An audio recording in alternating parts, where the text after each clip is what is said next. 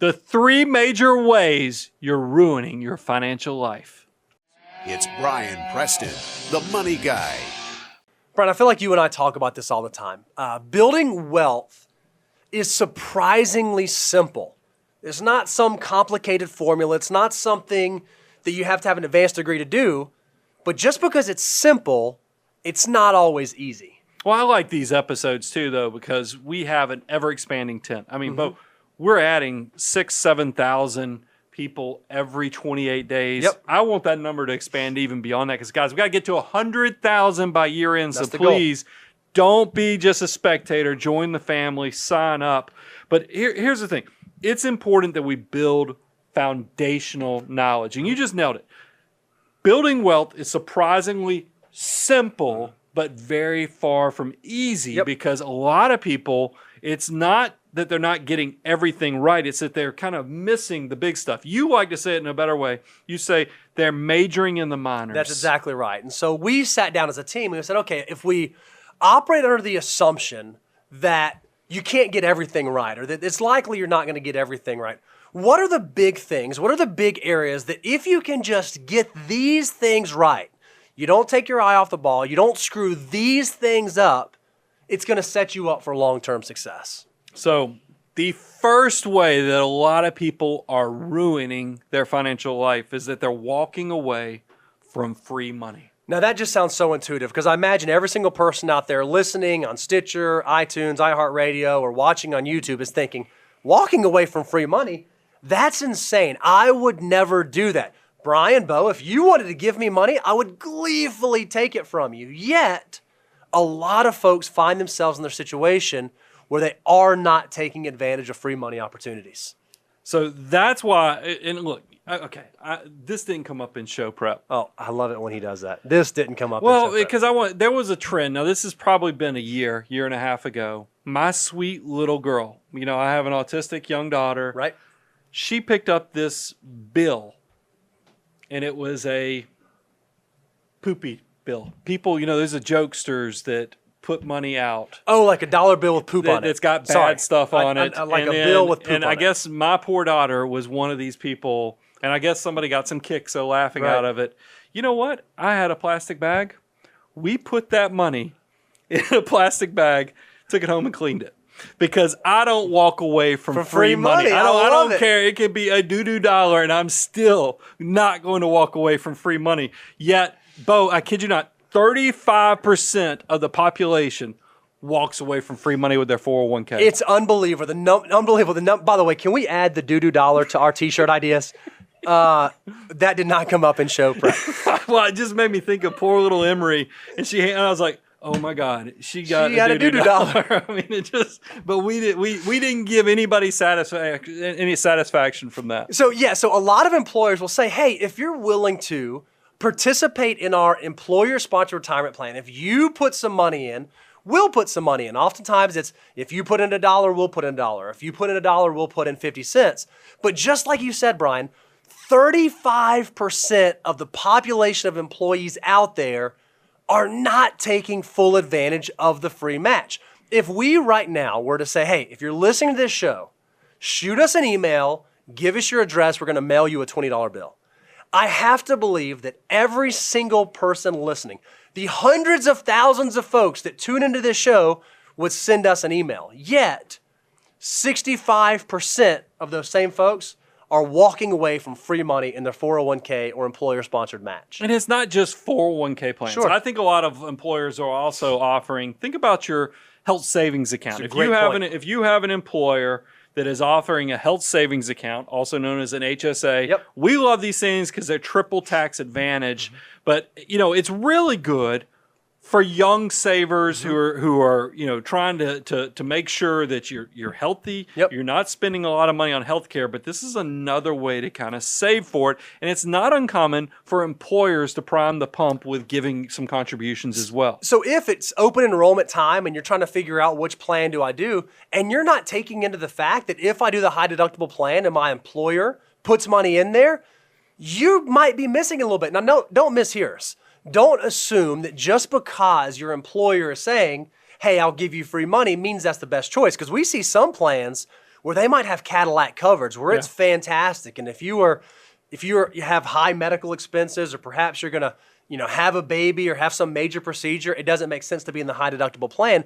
But if you're not factoring that free money into your calculation as to which health option you should choose, you could be missing out on a huge opportunity. So, but pay attention to life too. That's I thought right. that was the key part. And then here's one, because a lot of employers will offer employee stock purchase plans. They'll offer deferred comp. Yep. They'll offer Top Hat, where they have matching that goes beyond the Social Security funding limits. right. So guys, these are the things. I don't want you to leave any of that money on the table. Take advantage of all the benefits your employer is putting out there.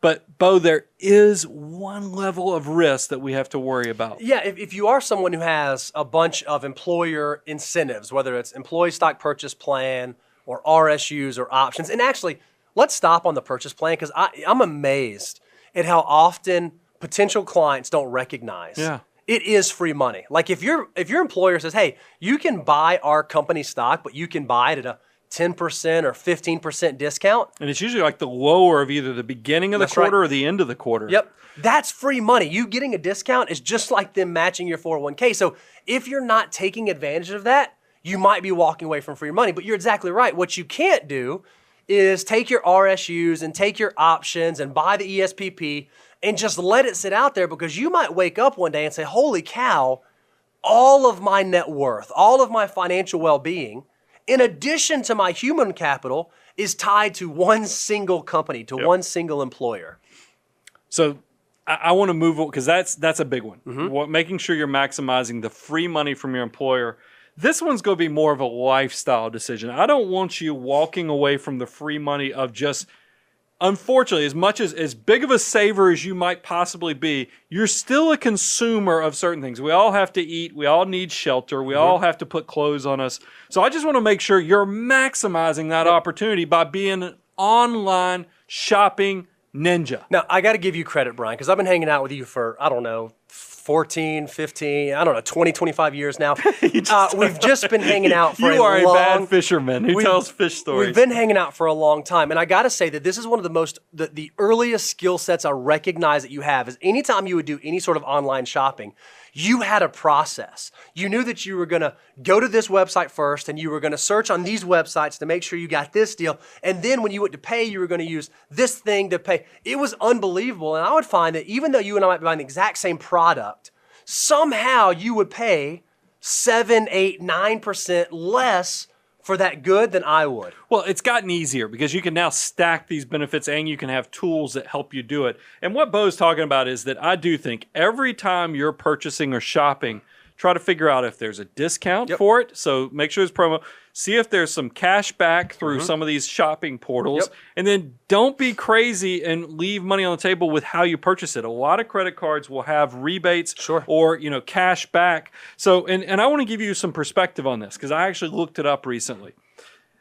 It used to be called Ebates. I'm going to make you the bad guy that says it. But it's RACU10.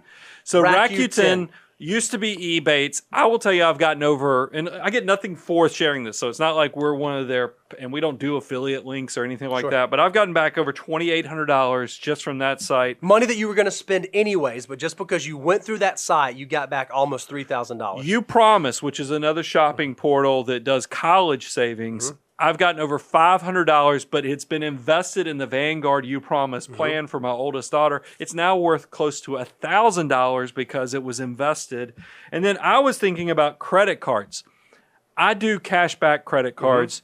I get at least $2,000 a year in cash rebates. So that's one of the things that I want to put out there. Now, look, I'm very familiar with Cashback Monitor because what's great about this is you don't have to be an expert on knowing is You Promise better, is Rakuten better. You go to this site, Cashback Monitor, and it's going to tell you what are you looking for, travel perks, cashback, and it's going to tell you and it's going to have a list of all the company, the shopping retail sites. It'll tell you which one has the best incentives right now, and it might even have some you've not even heard of. We've already talked about what I used to call Ebates, now it's Rakuten, but then Daniel, FTE Daniel, put on their Honey and Price Scout, as well as the Camelizer. He said that both of these are ones that he and his family are familiar with and used. I've not used them, but he said they're great for going out there and figuring out what is the right price you should be paying for whatever good or product. It's interesting. We've been doing this for so long, and even still today, there are new resources coming online. There are new websites. So just like in most things in life, if you're willing to go a little bit extra, put a little bit extra time, you can stretch your dollars farther than your neighbors, your friends, and your colleagues. It just takes a little bit of effort on the front end. I did want one closing thing just because the world's always changing. There's a lot of maximizers out there in the credit card space that have been travel perk hunters. I've seen a shift. Because people cannot travel as well during this pandemic, cash is king. So your rebate cards have become much more valuable than some of those travel incentive cards. Just pay attention. That might be a benefit for you. Now, we have, you listeners out there are some of the best in the world, and you guys are frankly just geniuses. And I know that some of you will run this game where you have 15 different credit cards because they all 15 different maximus. I don't like that. That might be a little aggressive. I think in my personal...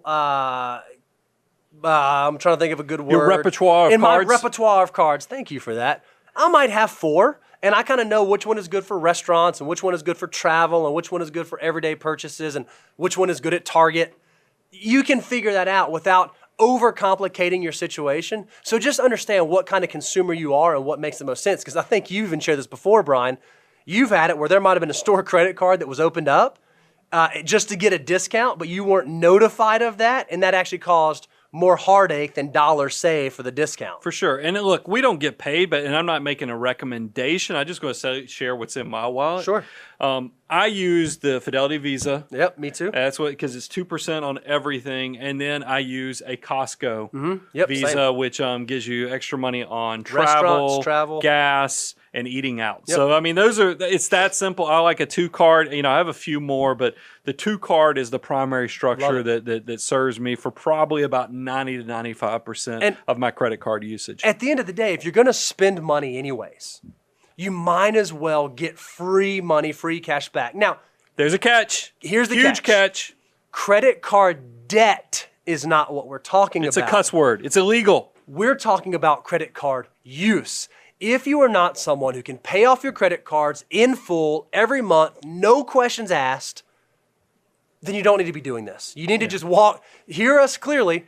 If you can't control yourself, then walk away from the free money because it's not worth it. You got to be a money guy regulator because, look, half the population carries credit card debt. Over half the population. We're not talking to you. We're talking to the financial mutants that are part of the money guy family. You got to pay it off monthly.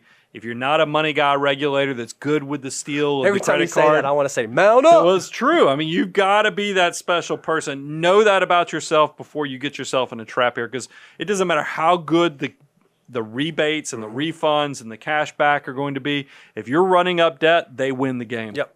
Okay, so the first one was walking away from free money. That's one way that you could be ruining your financial life. The second way that you could be ruining your financial life is faking it until you make it. There's a lot of people do this. Oh, I think this is, I mean, we have talked about, Bo, I've picked on you for your car purchase when you were first did this out. when I was early on. I mean, it is one of those things where I think you see a lot of people, they reward themselves with life. And look, we get it. Life is unfair because when you're young, you're full of energy, you got plenty of time, you want to go out there and do things, but you're broke as a joke. It's just cruel. So what happens is you hear this distant sound. And you look and it's like, oh, I can just use debt that will be the bridge, and I'm sure it will be okay because I'm going to keep getting pay raises. I'll use this debt bridge to get me where I want to be. The problem is it's a siren song because what looks like a beautiful thing, you're on this bridge, but you get in debt and you actually get this thing sitting on your shoulder. The weight gets heavier and heavier. And then you realize you're now a zombie under the control of all this debt. And you look at all the stuff that's, either out of style, it's decaying, or it's sitting in your closet or garage, and you're going to be disgusted with yourself. So do not fall in this trap of faking it until you can make it. What I think is so funny is this doesn't just happen to people that are financially irresponsible. We actually see this happen to folks all the time who have the mindset that, you know what, I'm not going to go buy that $4 coffee. I'm not going to do this thing. I'm not going to do that thing. And they focus on all these really small decisions. And while it's true that small decisions can add up over time, if all you're doing is getting the small decisions right, but you're blowing the big decisions, like going out and buying a car you can't afford or going out and buying a house you can't afford, that is going to do way more damage than that trip to the local coffee shop at $4 a pop. It's completely true. So let's talk about the big ones. Like you say, you don't want to major in the minors. You actually want to focus on the big things. The first one, and I say this all the time, car debt is definitely financial napalm, because it's one of those things you immediately want to reward yourself as soon as you graduate college, get that first big job. You want to go buy a car, but here's why cars are horrible. First of all, they're super expensive. Yep. They depreciate like a rock. I'm talking about as soon as you drive it off, it's worth a lot less. And then you have to pay to maintain this thing. It's not even an appreciating asset. It's something that costs you money to operate it. So yet you would think with all these things, there ought to be danger, danger, danger signs on it. People are all in this stuff constantly. And look, if you don't believe us, we had full-time equivalent Daniel even put together an illustration of how much car can we afford, or how much car should you afford. So if we assume a 3-year loan, 20% down, and the payment's not going to exceed 8% of your median household income. Now, why do we say that? Because you gave those assumptions. Realize this is ever-expanding tent here. This is foundational knowledge. Why did you say 20% down, don't finance it longer than 3 years, and no more than 8% of your gross income? Why did you say that? When it comes to buying a car, those are the metrics you have to follow. 20, 3, 8. Unless the one caveat is if you're buying a luxury brand, then you got to do it in 1 year. You got to pay it off in 1 year. 23.8 goes out the door. But if you're going to buy a car, put 20% down, finance for 3 years, or pay cash. We're not fighting you on that, but the most you can finance is to finance it for 3 years, and it can exceed 8% of your gross income. So the median household, if we know that the median household income is about $62,000 in this country, the median household can afford a car that cost a little under $18,000. That's a nice used car. Think about it. That's a nice used car. That's not many new cars in today's modern world. But the average car loan in this country right now is $34,000. That's because there's a lot of Americans buying that new car. Look, I'm not even against it. I buy new cars, but you can do new cars only when you can afford new cars. And as you can see from this chart, there's a lot of people that are stretching that, taking it double. Instead of buying the $17,000 to $18,000 car, they're buying the $34,000 car. And also, don't fall prey to if you walk onto a car dealership and they ask you what your monthly payment or where do you want to keep your payments, here's the rest of the story. They're going to stretch your amortization. Remember, we don't want you carrying the debt longer than 3 years. Because remember, this car is depreciating. Even if you buy a good used car, it's still depreciating. 3 years keeps you protected, so you're never driving a vehicle that's underwater. It's going to be very easy for them to talk about 5 years, 6 years, 7 years on car loans. That's a disaster. Don't fall into those traps. So cars are a very easy place that you can fake it till you make it. The second area, we've already talked about this a little bit, is credit cards, consumer debt. If you're someone who's using credit cards and you're not that person that pays it off monthly and pays it off in full every month, then you're kind of faking it. If you find yourself... You just don't need to use credit cards. You don't need to use it. If you find yourself accumulating credit card debt, that right there should be a huge red flag. Because frankly, and this is a little bit of cold water, if you could not pay cash for it today, you can't afford it. If you have to have the credit card to be able to buy it, I'm going to go so far as to say for consumer goods, it's not something that you can afford. And if you can't keep yourself in check, if you're not someone who can say, all right, I'm not going to let the credit card allow me to expand my lifestyle beyond what I can afford, then you can't use them. You just have to go cold turkey, and you have to be a cash or debit card purchaser. Let's talk about the last place that people fake it or make it, the big one, which is your mortgage. Yep. Look, guys, I know we're a little stricter on this because we want you to have lots of life, not be house rich, life poor. We want you to keep your housing, which is your mortgage, which is your property taxes, which is your insurance. If you want to be super conservative, you can include your utilities. I'm going to give you a little bit of latitude to figure that part out. But I don't want your mortgage to exceed 25% of your gross income. And look, a lot of you guys, you're going to try to figure out, I don't even want you buying a house unless you are going to be there for 5 to 7 years. I want you to think about rent the same way. I think a lot of people will actually, it's not just mortgages. It could be your rent payment. Try to keep your rent under the 25 to 30% too, because that is going to keep you in safe ground so that you can save for the future. So you're not faking your life, because that can be a problem. I mean, this is something where, look, when we all started out, have roommates, have things that can mitigate the costs so that you are left with margin so you have some flexibility in your life. Another thing that I think is really interesting with mortgages is, let's suppose that you are someone, and you did exactly what we said. You kept the payment below 25% of your income, but maybe the mortgage you got was a number of years ago, and you have a rate that might be 5-6%. Even 4 3/4. If you're not someone who's paying attention to where mortgage rates are and being an advocate for your army of dollar bills, then you're missing out on a huge opportunity. Because even though you might have an affordable mortgage, it might be possible for you to refinance, get a lower interest rate, keep paying the same amount of money so you're not actually stretching out the term of your loan. That's going to be more money that you can keep in your army of dollars, in your army of dollar bills, working for the long term. So if you haven't looked at or thought about a refinance in the last 2 or 3 years, either one, you've been living under a rock, or two, you've just been lazy. And if you want to stretch your dollars farther than your peers, make sure that you're staying on top of that and looking into that. If you'd like a resource, we have a resource on our website. You can go to moneyguide.com/resources. We actually have a refinance guide that will walk you through when should I refinance, how to do the math, how to know what makes sense.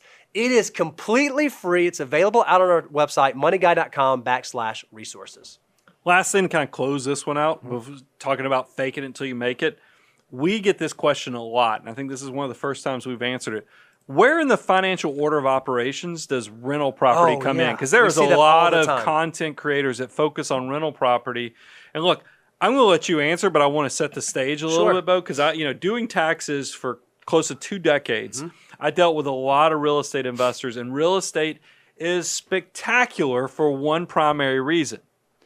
You're leveraging returns, meaning that you're only putting down a small down payment, but you're getting the appreciating asset. You're getting, even if the asset's only appreciating at 3 or 4% a year, because you only put down 5%, 10%, 15%, if you compare that annual appreciation to what you put in cash flow wise, it looks great on paper. Now, there's a dangerous side to leverage investing, and that's what real estate investing is that when if the economy tanks and rents dry up, it can compound on you quickly. So if you start off with one house is going so well, you go to 3 houses, then you got 6 houses. I've seen this, and then you hit a downturn like 2008, 9, or 10. I've watched somebody that you looked up to because they had 25 to 30 rental houses, and you see that this thing that had created 7 figures of paper wealth completely destroys their net worth statement. But how do you protect yourself? And look, don't mishear me. We're not trashing rental real estate and real estate investing. I'm just saying know your time and your place to get this right. You have to get it right in the financial order of operations. And so if you're someone, because I literally had a buddy reach out to me last week. He said, hey, what do you think about real estate investing? And I said, man, I love it. I think it's great. I think it's a wonderful opportunity. It's a great wealth builder. And then I said to him, frankly, you're not ready for it. You were way too early in your journey, because if you were to go leverage yourself, have the debt, and you were to get into one of those downturns, or the AC goes out, or you have to replace the roof, or you don't have a renter for a while, you're not going to be able to weather that storm. So we think that it makes sense to get a firm financial footing in place, following the financial order of operations before you start getting into rental real estate. And we think that rental properties generally start to happen around the hyperaccumulation step of the financial order of operations. Because here's the only thing we're trying to protect you from, is that you get in a situation like we've had where you have downturns where, look, the economy goes down, a lot of employers unload their employees, so you've got unemployment goes up. People are unable to pay their rents.